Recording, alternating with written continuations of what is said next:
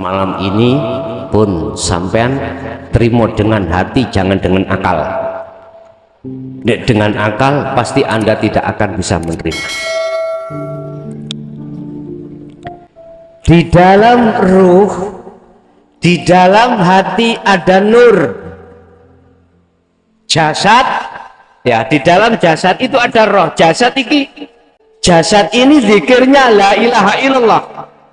Ruh atau hati zikirnya hu Allah, diucap hu Allah. Di dalam ruh itu ada nur, cahaya. Untuk bisa memunculkan rasa itu lewat nur, cahaya. Nah, nur ini dihasilkan dari ilmu, ajaran-ajaran yang mengesahkan Allah sehingga Anda faham, kemudian praktek zikir. Disitulah nanti nur dengan sendiri akan muncul. Nur iki maksudnya adalah cahaya makrifat Allah. Tutu Mbak Nur lo ya. Nur itu cahaya. Jadi cahaya ini akan ditaruh Allah di dalam hatimu kalau hatimu berzikir. Lah zikir yang kami maksud adalah syu'arul basyirah. Gusti Allah iki ono ketemu rasa iki kok bagaimana? Kudu diterangi hatimu itu. Allah akan meletakkan cahaya di dalam jagat hatimu itu karena Anda itu berzikir. Yang maksud dan tujuannya zikir, hatimu nuju nang Allah. Bisanya nuju nang Allah di makom musyahadah, tidak lain dan tiada bukan, Anda harus selalu melantungkan zikir syu'arul basyirah atau rasa. Diem, orang ucap tapi merasakan. Rasa itu iman. Iman itu percaya kalau hidup itu wujudnya Allah di segala hal apapun adanya. Anda lewat zikir rasa, zikir iman, merasakan bahwasanya mengimani bahwasanya wujudnya Allah itu adalah hidup, yang hidup itu bukan sifat, bukan nama, tapi hidup itu yang tidak bisa kau gambarkan dengan sesuatu apapun, itu wujudullah. Lah, hatimu dipaksa untuk iman di dalam semua lini apapun, di situ yang tampak, yang nyata wujudnya Allah. Oke, ketika belum di ainul basyirah, Anda hanya bisa mengimani saja. Dipaksa untuk beriman, itulah Allah. Jadi wis tidak menyebut apapun.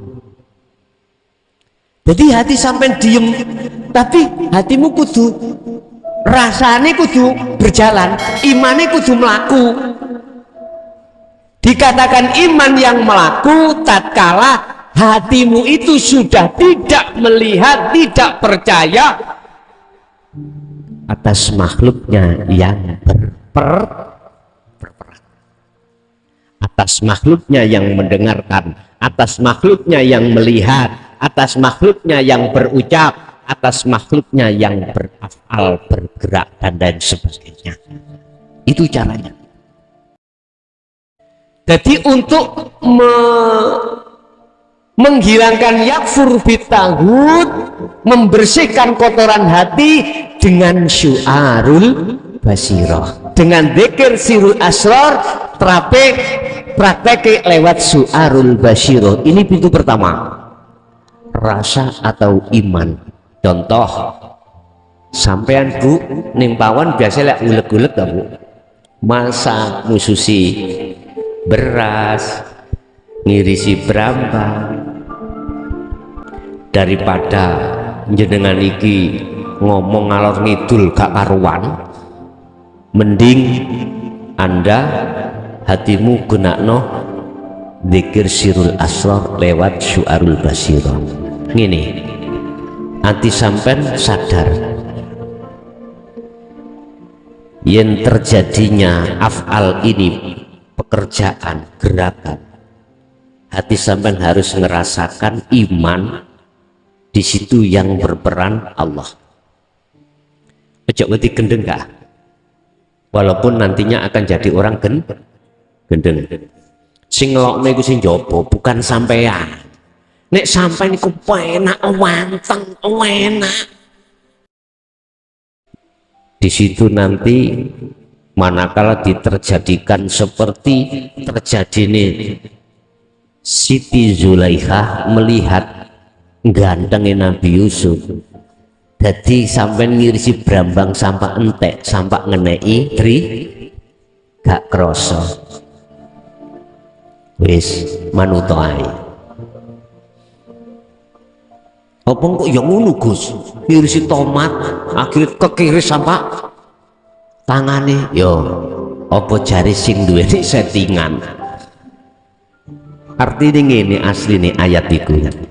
Siti Zulaikha iku kan difitnah nyenengi Nabi yo, memangnya yo perdebatan ono bukti klambi geger Nabi Yusuf suwek, gak suwek ngarep tapi suwek mburi, tetanda Nabi Yusuf melayu di kandoli.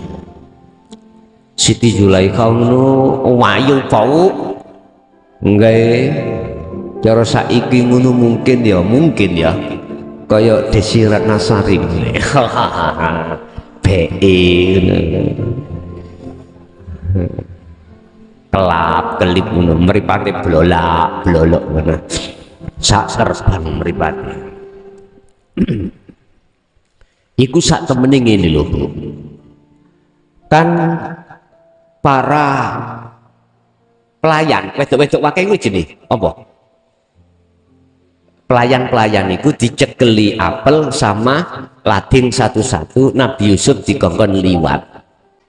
Artinya gini, Anda kalau hati sudah menikmati bertemu Allah dengan istiqomah dzikir sirul asrar, wallahi billahi, hatimu akan tidak mencintai siapapun kecuali Allah, dikarenakan hatimu terbuai dengan nikmatnya bertemu Allah. Gus, engko ana kono gak gendeng Gus. Wis, sampai nek wis mikir ana kono wedi koyo ngono, gak usah pikir-pikiran, gak naik-naikan. Perkara apa yang di tengah terjadi perjalanan wis ra usah dipetung, tidak usah dipikir. Ngerti ya perjalananmu itu settingane Gusti Allah. Wis kari mengikuti setting kakean.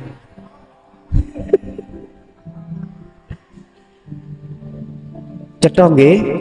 Bahlah wong liya ngarani jenengan iki orang majnun, orang gak waras, kentekan pil, sesat. Wis biarin. Kurang ya apa Rasulullah itu dilokno seperti itu, beliau masih tetap berjalan membimbing umat, tetap berjalan hati menuju satu kebenaran dinul haq itu. Ingat, Allah memberikan pilihan terhadap jenengan. Dunya saisine dadi inten mutiara yang paling berharga, yang paling mahal, ditukno nang sampean. Ambek ditui tentang Allah akhirat iki milih di terserah jenengan.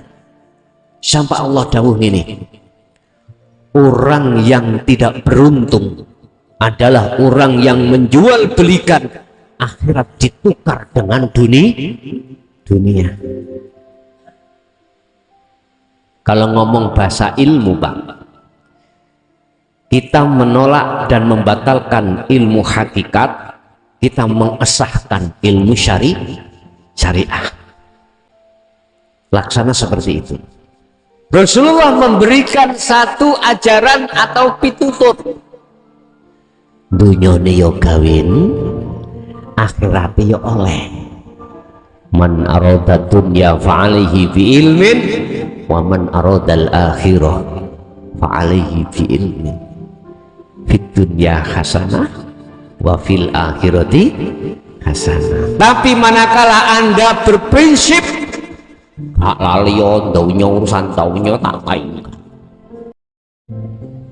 terus akhirnya jenengan keluar dari zona syariat, keluar dari zona duniawiyah, anak bojo penggawean dunya brono sampai tinggalkan. Sing penting antiku dzikir lewat syirul asal lucu fana utikri beres terus. Urusan ngelokno wong liya ngelokno aku gak sembayang bah, urusan wong liya ngelokno aku sombong bah, urusan wong liya ngelokno aku bah. Lah piye Pak ditaruh cak santeng pundi ya kau idekae ambek sikile dulinan bludukan ngeten ditakoki gak jawab, diundangi tahlilan ya ora teko. Akhirnya takok bojone, bojomu mulai kapan kaya ngono iku? Embo gara-gara ngadeng jaya baru Pak, sakniki gak tambah bener tambah ngeliyeng. Kula ditinggal gak tahu dingoni, nafkah batin nafkah lahir mboten nate, anake dijarno pun setahun iki kula dijarno gledak nganggur suwe kula. Kula nggih manungsa nggih butuh ngoten kuwi. Ngene iki aja salahno nek aku arepe selingkuh. Ternyata dicucuk betik tenan. Dus. Wer. Dikandani. Cak Sam dalem. Bojo penomor pira? 31. Sik wayu ya. Nggih. Katut tuwong. Ning ati langsung muncul berontak-berontak. Tak baca Willy. Berarti gak cocok. Nggih? Gak cocok. Masalahnya mang wis ditinggal. Nek jawab ngene cocok. Alhamdulillah. Aku gak abot-abot nggawa beban. Didelek. Enteng. Lah ngeten nggih? Nggih. Bagaimana mensikapi seseorang yang ngambil keputusan seperti itu? Kula niku dielingno Gusti Allah. Son aja kakek cocok. Ngono kuwi yo gak salah munggo nang aku. Munggo hakikat iku yo gak apa-apa. Krono hakikat iku hanya menyentuh substansine ning roh utawa ati. Tapi tetep munggo syariat nguniku ya bermasalah, wujudnya bermasalah, akhirnya gawe guneme wong wis mau macem-macem. Cak Sam dalem sampean gak apa-apa nggih ditinggalno anak bojo donya brana. Kula malah alhamdulillah. Bener wis ngoten niku. Bener. Tapi nek jawab sing koyo ngarep mang berarti jalurmu gak ono kono. Aja dipaksa jalur kono. Jalurmu berarti fid dunya hasanah wa fil akhirati hasanah. Paham nggih maksud kula? Oke, tak lanjut. Kalau syu'arul basyirah itu tetap kau kumandangkan. Nanti menuju pintu yang kedua Allah memindahkan ruh panjenengan di ainul basyirah. Apa ainul basyirah itu? Bertemunya ruh terhadap Allah. Allah akan memapak. Apa ya memapak rek? Jemput lak marin aku main. Menyambut di pintu musyahadah. Sayaquluna alladziina qalu udkhuluha bisalamin aminin. Malaikat kon rene, wong kae malaikat kon rene. Akhire mlebu. Jenengan dirangkul. Jenengan di pokoknya apa ya, wong klimak iku lah wis lepas sembarang kali lho Pak ya, kelambi wis gak ono, katok njero wis gak ono, lah wego ngene iki umpama tak ibaratnya seperti itu.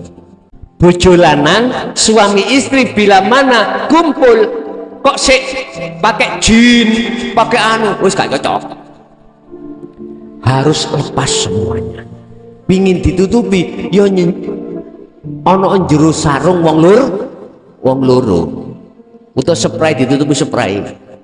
Artinya gini, Allah akan memapak apa menyambutmu, marhaban ya kekasihku, ya khalili, marhaban ya wali, marhaban ya habibi, selamat datang di kekasihku.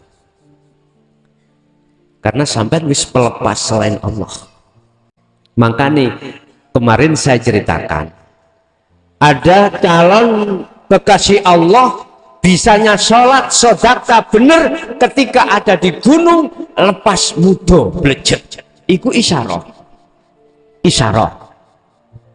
maksudnya hatimu sudah lepas dari pengakuan apapun atas kemakhlukannya, baru itulah disebut ainun basirah. Ain itu adalah melihat satu paket dengan ketemu. Munculnya syu'arul basirah mudin maneh itu sebab ada dua unsur, siji keterangan, loro yang membawa keterangan yang disebut sebagai rasul.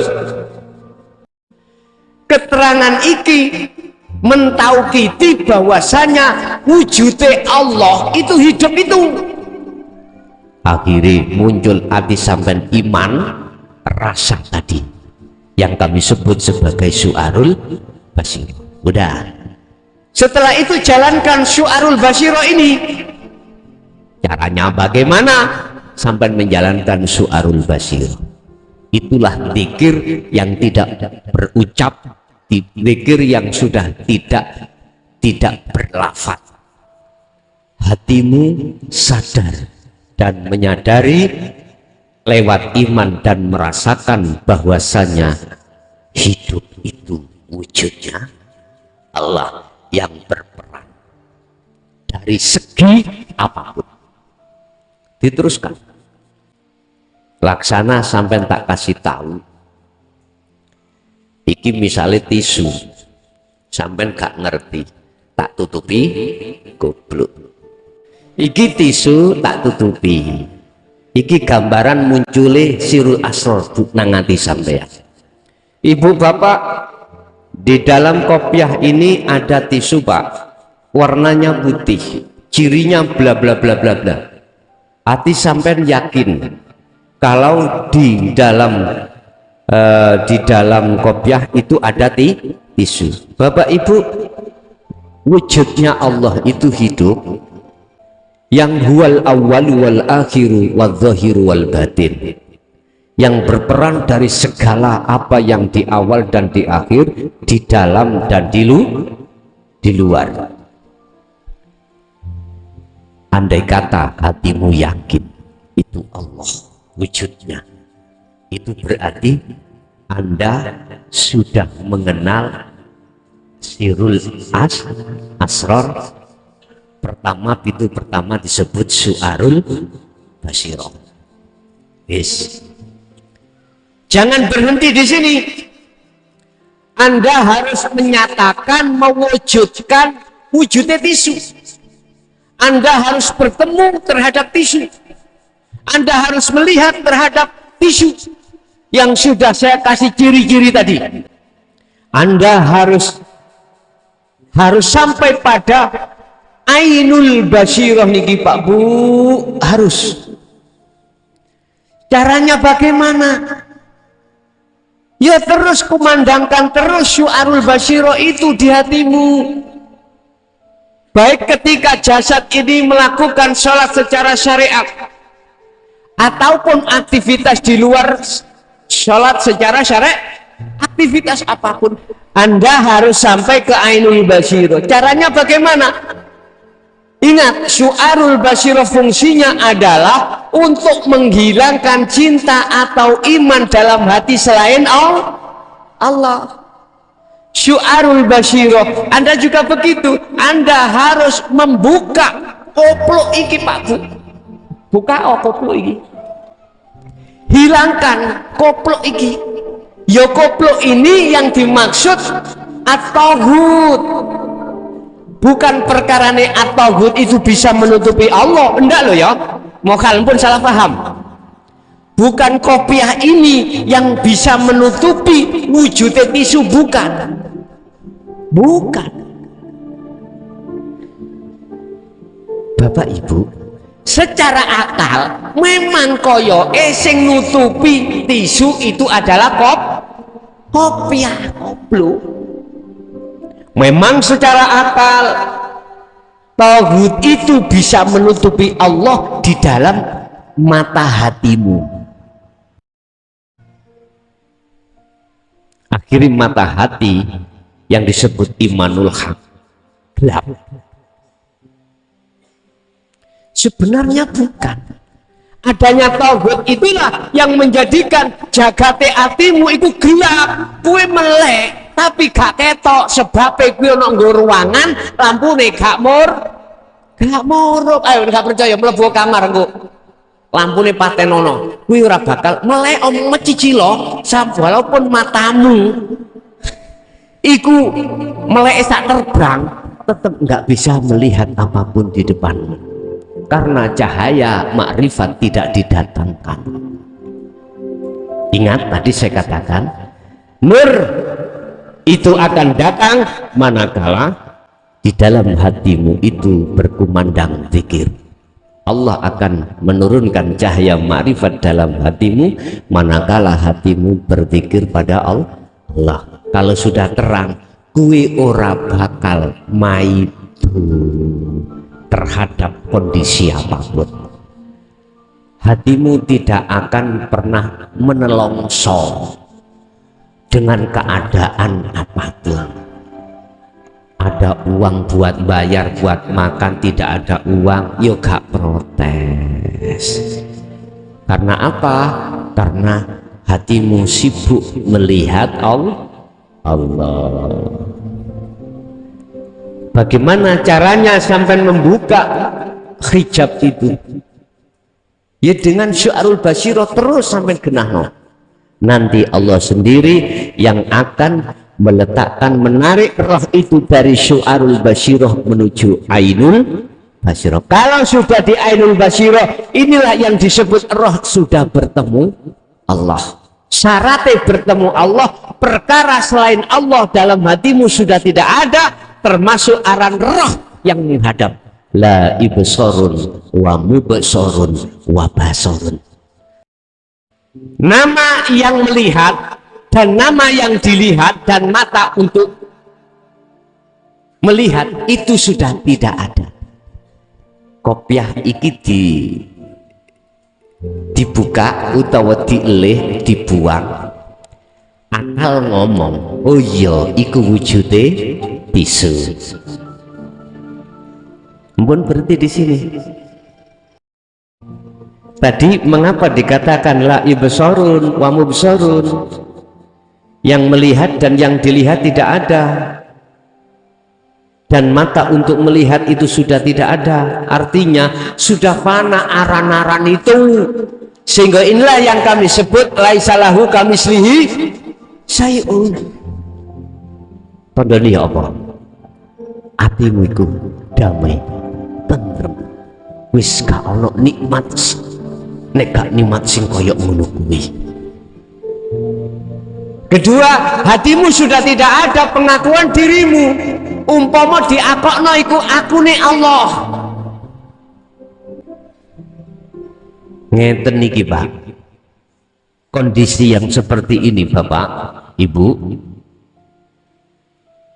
secara otomatis hatimu dilalaikan dengan kenikmatan dunia.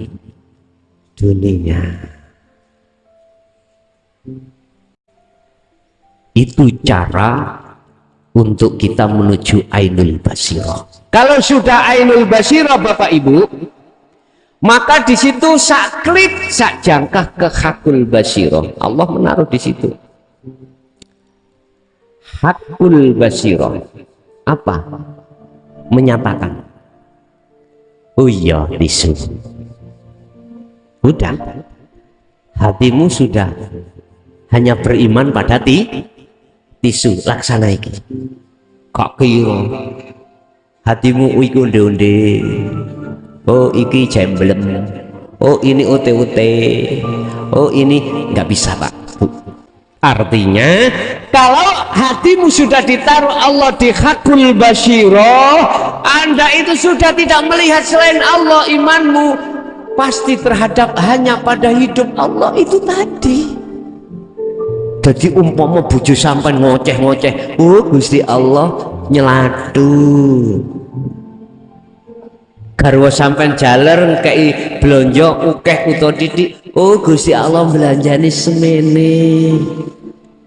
Wis kan ati sampean wis amarah niku wis ketemu. Amarah itu sudah jinak sekali. Itulah yang kami sebut tidak mudah hatimu dikuasai nafsu amarah.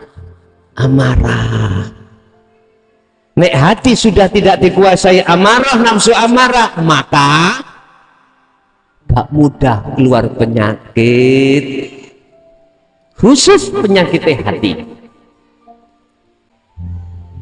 Bila mana kau mengindap penyakit zahir, apakah itu kanker, apakah paru-paru, apakah ginjal, apakah apapun, tatkala hatimu sering bertemu Allah, maka itu loh terapi yang paling mujarab untuk penyakit jasad.